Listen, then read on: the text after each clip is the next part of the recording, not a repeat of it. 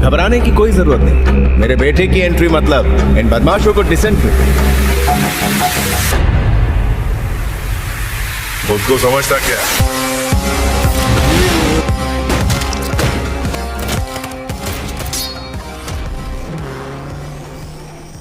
बचपन में बच्चों का दिमाग उन्हीं चीजों की ओर सबसे ज्यादा आकर्षित होता है जिन्हें वो अपने आस-पास घटते हुए देखते हैं।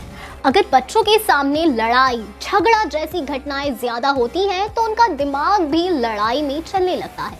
और ऐसे ही अगर बच्चे बचपन से ही अच्छी आदतें और चीजों को होते हुए देखते हैं तो वो उस ओर आकर्षित हो जाते हैं। ऐसे ही एक बच्चा है विजय, जिसके पिताजी पुलिस में हैं और विजय अपने पिता जैसे ही पुलिस अफसर बनना चाहता है। विजय खेल खेल में पुलिस बनता है और अपने दोस्तों को चोर बना देता है और इस तरह खेलते हुए वो तीनों दोस्त बड़े हो जाते हैं। विजय जो बचपन में पुलिस बनता था वो असल जिंदगी में भी पुलिस ऑफिसर बन गया और अपने पिता के जैसे ही एक ईमानदार ऑफिसर की तरह जिंदगी जी रहा है। विजय के जो दोस्त चोर बनते थे उनमें से गलत रास्ते पर जा चुका है और इंस्टेंट मनी सट्टा जैसी चीजों से जुड़ा है। इसका नाम है रवि। और जो तीसरा दोस्त है वो एक जाना माना बिजनेसमैन है, इसका नाम है राहुल। इन तीनों का प्रोफेशन और नेचर बिल्कुल अलग है, पर ये तीनों बहुत अच्छे दोस्त हैं और दोस्ती के लिए कुछ भी कर सकते हैं। तीनों दोस्त अपने अपने काम में लगे हुए हैं और बीच बीच में मिलते भी रहते हैं। एक दिन विजय जब अपने दोस्तों से मिलता है तो वो बहुत ही परेशान सा रहता है और उसके दोस्त समझ जाते हैं कि कोई तो बात है जो विजय इन दोनों से छुपा रहा है। तब रवि और राहुल अपनी दोस्ती की कसम देते हैं कि जिस भी बात से तुम परेशान हो हमें बताओ, हम तुम्हारे साथ हैं।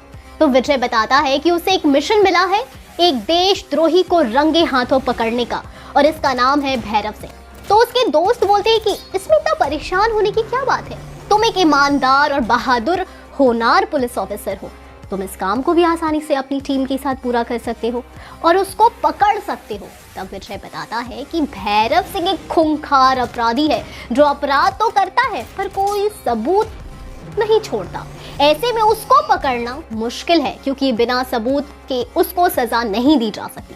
तब रवि विजय से कहता है कि तेरा ये दोस्त किस दिन काम आएगा, तुम चिंता मत करो, मैं हूं ना, मैं सबूत इकट्ठा करवाऊंगा। अब रवि, राहुल और विजय एक प्लान बनाते हैं भैरव सिंह को रंगे हाथों पकड़ने का। विजय अपने ऑफिस जाता है, अपने सीनियर से बात करता है कि वो इस मिशन में रवि का साथ लेगा सबूत इकट्ठा करने के लिए। तब उसके ऑफिसर्स उसको परमिशन दे देते हैं और कहते हैं कि तुम्हें भैरव सिंह को कैसे भी पकड़ना है, इसके लिए तुम कुछ भी करो, हमें भैरव सिंह को पकड़ना है बस किसी भी कीमत पर। अब पुलिस एक और अपनी योजना बनाने में लगी है, वहीं दूसरी ओर भैरव सिंह ने पूरे शहर में अपना आतंक फैला रखा है। भैरव सिंह के गुंडे किसी की भी जमीन हड़प लेते तो किसी भी हीरे व्यापारी को उठा लेते, उसका पैसा लूट लेते।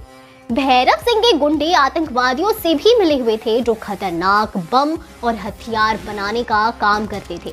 विजय अपने दोस्त रवि को उस आतंकवादियों के खिलाफ सबूत इकट्ठा करने के लिए कहता है और राहुल को हीरा व्यापारी बन के ये पता लगाना होता है कि कैसे उसके गुंडे हीरो को ब्लैक में बेचकर उससे करोड़ों रुपए कमाते हैं। रवि और राहुल अपने अपने काम में लगे हैं और विजय अपने ऑफिसर्स और टीम को रेडी रहने के लिए बोलता है कि किसी भी समय हमें अपने मिशन को अंजाम देना पड़ सकता है। रवि जाकर इन आतंकवादियों के साथ मिल जाता है और सारे ठिकानों का पता लगा लेता है कि कहां पर किस किस तरह से बम और हथियार बनाने का गैर कानूनी काम किया जा रहा है। धीरे धीरे रवि इन सभी अड्डों के बारे में जान जाता है और मौके की तलाश में लग जाता है कि कब वो वहां से निकल के विजय को सब बता दे। फिर एक दिन उसको भैरव सिंह के हथियारों की डील का पता चलता है कि अमावस की रात को एक डीलर आने वाला है जो भैरव के हथियार को खरीदने वाला है। बस रवि वहां से चुपचाप छुप के विजय के पास जाता है और उसको सब बता देता है। रवि अपनी टीम के साथ रेडी होता है अमावस की रात को भैरव के अड्डे पर जाने के लिए। वहीं दूसरी ओर राहुल भी हीरा व्यापारी बनके भैरव के इलाके में अपना शॉप खोलता है और उसके गुंडे आके उसको धमकाते हैं कि अगर वो हीरा और पैसा उन आदमियों को नहीं देगा तो वो उसे जान से मार देंगे। राहुल उन आदमियों को अपनी मीठी मीठी बातों में फंसा लेता है कि जो काम आसानी से हो सकता है उसे जान लेने की क्या बात है। राहुल कहता है, मैं एक छोटा सा व्यापारी हूँ और इसी इलाके में रहना चाहता हूँ, आप जो बोलोगे मैं वो करूँगा। तब भैरव के आदमी कहते हैं कि उसको कीमती हीरे का एक पूरा बैग चाहिए। तो राहुल कहता है कि मैं आपको एक ऐसे व्यापारी से मिलवा सकता हूँ जिसके पास कई तरह के कीमती हीरे हैं। भैरव के आदमी उसके दिए लालच में आ जाते हैं और राहुल के बताए अड्डे पर हीरा लेने निकल जाते हैं। अब राहुल विजय के पास जाता है और उसको सब बता देता है। विजय ये सुन के बहुत ही खुश होता है और अपनी 2 टीम तैयार करवाता है, एक को रवि वाले अड्डे पर भेजने के लिए और दूसरी को राहुल के अड्डे पर। जैसे ही भैरव सिंह के आदमी हीरा लेने के लिए जाते हैं, पुलिस उनको रंगे हाथों पकड़ लेती है। वहीं दूसरी ओर विजय खुद रवि के बताए अड्डे पर जाके बम और हथियारों सहित भैरव के आदमियों को पकड़ लेता है। पुलिस को इन हथियारों को खरीदते हुए खुद भैरव दिखाई देता है।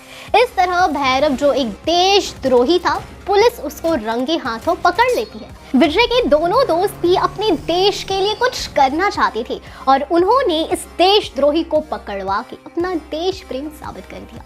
तो दोस्तों, आपको हमारी आज की वीडियो कैसी लगी? वैसे आपको बता दें कि त्रिदेव 2 आ रही है, तो हो सकता है कि मेकर्स ऐसी ही कोई कहानी त्रिदेव 2 में दिखाएं। तो आप कितने एक्साइटेड हैं त्रिदेव 2 के लिए, बताएं हमें कमेंट सेक्शन में। हम फिर मिलेंगे एक नई वीडियो के साथ। Thank you.